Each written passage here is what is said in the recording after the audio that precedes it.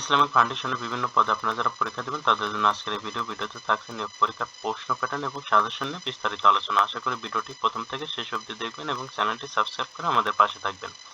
এখানে একটি কথা বলে রাখি, স্বল্প সময়ে ভালো একটা প্রশ্ন এসেছিল ইসলামিক ফাউন্ডেশন জব রিভিউ এই বইটি পিডিএফ আমাদের কাছ থেকে সংগ্রহ করে নিতে পারেন। পিডিএফ এর মূল্য 40 টাকা। যারা নিতেছেন তারা এই নাম্বারে হোয়াটসঅ্যাপের মাধ্যমে যোগাযোগ করে পিডিএফটি সংগ্রহ করে নেবেন। এই পিডিএফে আপনার বাংলা, ইংরেজি, গণিত, সাধারণ জ্ঞান মোটামুটি একটা আলোচনা করা আছে। ডিটেলস পিডিএফটা পড়ে গেলে ভালো একটা সাপোর্ট পাবেন। তবে যারা 100% প্রশ্ন কমন পেতে চান তাদের বলবো যে এখানে যে পিডিএফগুলোর কথা বলা হয়েছে সবগুলো পিডিএফ যদি পড়েন 100% প্রশ্ন কমন পাবেন। তো এটা আমার মূল বিষয় না, আমি আমাদের মূল বিষয়ে আসি। ধর্ম বিষয়ক মন্ত্রণালয় ইসলামিক ফাউন্ডেশনে নৈতিক ও ধর্ম মূল্যবোধ উন্নয়ন এই বিষয়ের মসজিদ ভিত্তিক শিশু ও গণশিক্ষা কার্যক্রমে 8ম পর্যায়ে প্রকল্পে একটা নিয়োগ বিজ্ঞপ্তি সেরেছে। সেটাতে আপনার কেয়ারটেকার পদে এবং শিক্ষক পদে। এখন এই কেয়ারটেকার এবং শিক্ষক পদে যেমন কেয়ারটেকার এবং প্রাথমিক ও সহজ কোরআন শিক্ষা এবং বয়স্ক শিক্ষা যারা অংশগ্রহণ করবেন পরীক্ষায় তাদের পরীক্ষায় কিন্তু রিটেন পদ্ধতিতে আসবে। এখন রিটেন পদ্ধতিতে আপনাদের প্রশ্নটা কেমন থাকবে? আপনাদের প্রশ্নটা কিন্তু এইরকম থাকবে, যেমন সন্ধি বিচ্ছেদ করুন, এক কথায় প্রকাশ করুন, এরকম 3টা সন্ধি দেওয়া থাকবে, সেটা বিচ্ছেদ করে লিখতে হবে। এই ক্ষেত্রে আপনাদের কি করতে হবে? সন্ধি আপনাদের যদি নিজস্ব কোনো বই থাকে সেখান থেকে অবশ্যই সন্ধিগুলো A to Z দেখে যাবেন। মানে কোন কোন টপিকস থেকে প্রশ্ন আসে এই ভিডিওর শেষে আলোচনা করব, সেইগুলা একটু আপনাদের নিজস্ব বই অথবা আমাদের পিডিএফ থেকে পড়ে যেতে পারবেন। আগে দেখে নেই যে প্রশ্নটা কেমন আসতে পারে, সেটা একটা ধারণা দিই। সন্ধি বিচ্ছেদ করুন, তাহলে সন্ধি দেওয়া থাকবে, আপনাকে বিচ্ছেদ করে দিয়ে আসতে হবে। এক কথায় প্রকাশ করুন, এক কথায় প্রকাশ দেওয়া থাকবে 2 থেকে 4টা বা 5টা বা একটা, সেটা এক কথায় প্রকাশ আপনাকে করতে হবে।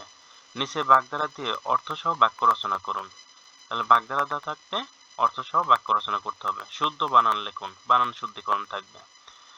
এরপর আছে translate the following sentence from the Bengali to English, ইংরেজি থেকে বাংলায় মানে ট্রান্সলেশন করতে হবে, অনুবাদ করতে হবে।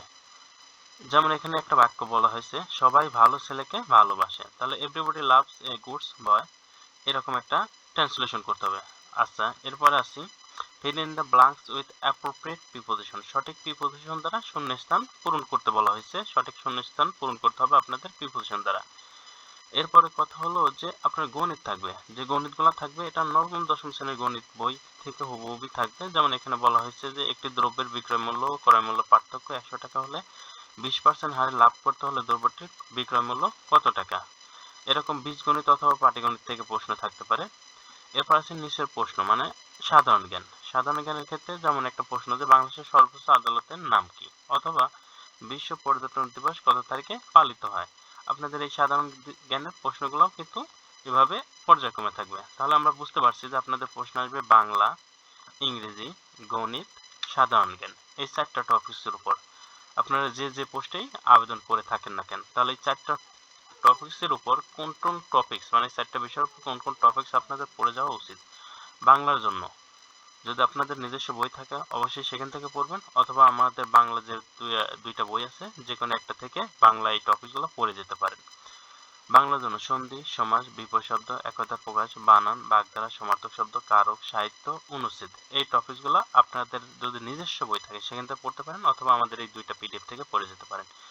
ইংরেজির জন্য item, phrase, voice, gender, number, changing, sentence, translation, preposition, article, right form of verb এবং প্যারাগ্রাফ, এই টপিকসগুলো ভালো করে যদি আপনাদের কোনো বই থাকে সেখান থেকে পড়ে যেতে পারেন। যে কোনো বই, এনি কাইন্ড অফ বই, সেটা চাকরি বই হতে পারে, একাডেমিক বই হতে পারে, আপনারা যে কোনো বই থেকে এই টপিকগুলো পড়ে যাবেন।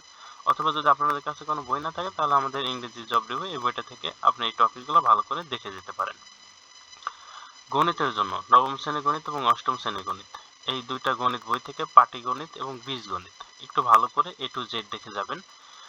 নবম দশম শ্রেণী এবং অষ্টম শ্রেণীর বই থেকে হুবহুবই কমন আসবে। যদি আপনারা সংগ্রহ করে পড়তে পারেন ভালো, না পারলে আমাদের গণিত পিডিএফটা পড়ে যাবেন। আর সাধারণ জ্ঞানের ক্ষেত্রে বাংলাদেশের ইতিহাস ঐতিহ্য, বিশ্ব ইতিহাস ঐতিহ্য এবং সাম্প্রতিক বিষয়াবলী একটু ভালো করে দেখে যাবেন। সেক্ষেত্রে আমাদের এই যে সাম্প্রতিক যে সাধারণ জ্ঞান এটাও দেখে যেতে পারেন। এক কথায় বাংলা, ইংরেজি, গণিত, সাধারণ জ্ঞান আর এর সাথে কিছু মডেল প্রশ্ন, এই টোটাল সবগুলা বইয়ের পিডিএফ এর মূল্য কিন্তু 100 টাকা। সবগুলা বই যদি আপনি ভালো করে পড়ে যান 100% প্রশ্ন কমন পাবেন। যারা নেওয়ার দরকার তারা এই নাম্বারে হোয়াটসঅ্যাপের মাধ্যমে যোগাযোগ করে পিডিএফ গুলো নিতে পারেন। সবগুলো পিডিএফ এর মূল্য কিন্তু 100 টাকা। এখন তর্কের ক্ষেত্রে অনেকে আছেন যে আমি তো এই পোস্টে পরীক্ষা দেব, তাহলে আমার কি যেমন কেয়ারটেকার পোস্টে পরীক্ষা দেব, আমার কেন বাংলা ইংরেজি থেকে প্রশ্ন করা হবে? সেটা আপনি আপনার কর্তৃপক্ষের সাথে করতে পারেন। যারা কর্তৃপক্ষ প্রশ্ন করবে তাদের গিয়ে বলেন যে আমাদের কেন কেয়ারটেকার থেকে প্রশ্ন আসবে না। কেয়ারটেকার থেকে প্রশ্ন আসবে না, কেয়ারটেকার বিষয়টা আপনাদের ভাইভা বোর্ডে যারা রিটেনে পাস করবে কেবল তাদেরই ধরা হবে। আবার অনেকে বলবেন যে সহজ কোরআন শিক্ষা থেকে আমি তো পরীক্ষা দেবো, তাহলে আমার আরবি কেন থাকবে না? সেটা আমি বলতে পারবো না কেন আরবি থাকবে না। কারণ আপনাদের যারা প্রশ্ন তৈরি করেন তারা তো আরবিতে বিশেষজ্ঞ না। আপনাদের এইটা দেখবে হলো ভাইভা বোর্ড। আপনারা যারা রিটেনে পাস করতে চান, রিটেনে পাস করার জন্য আপনাকে অবশ্যই বাংলা, ইংরেজি, গণিত এবং সাধারণ জ্ঞান এই 4টা টপিকসই পড়তে হবে। এর বাইরে পড়ে আপনি যতই জ্ঞানী হন না কেন পরীক্ষায় পাস করতে পারবেন না। অতএব এই 4টা টপিকসই পড়বেন। আর প্রশ্ন প্যাটার্ন তো আপনাদের মানে দেখিয়ে দিলাম যে এরকম। যেমন সন্ধি বিচ্ছেদ করুন, এরকম 3টা সন্ধি আছে, আপনাকে এইভাবে বিচ্ছেদ করে দেখাইতে হবে।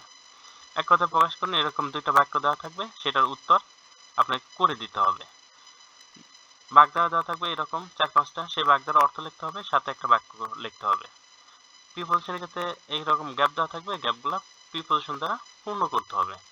এগুলো আপনারা যত এক্সারসাইজ করবেন তত ভালো হবে। এরপরে যদি আপনাদের অনেকেরই অনেক প্রশ্ন থেকে যায়, আমাদের কমেন্ট বক্স অবশ্যই সবার জন্য খোলা আছে। কমেন্ট বক্সে অবশ্যই আপনারা প্রশ্ন করতে পারেন, আমরা আপনাদের প্রশ্নের উত্তর দেওয়ার চেষ্টা করব।